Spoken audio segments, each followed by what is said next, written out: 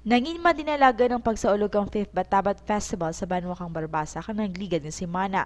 Nag-uugyo ng tanan ng mga organization, offices and departments sa mga programa kag nagbuylogid para magselebrar.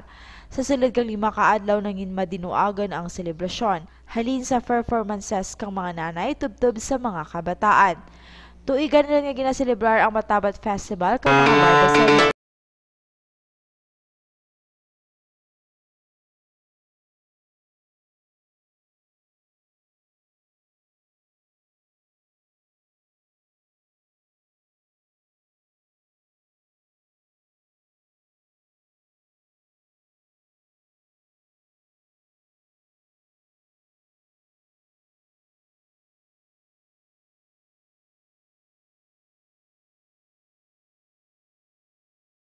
Ang ginakahawat-hawatan kang tanan sa pag-abot kang bulan kang Marso. Para sa Co-Patrol, Rodeline Pardico.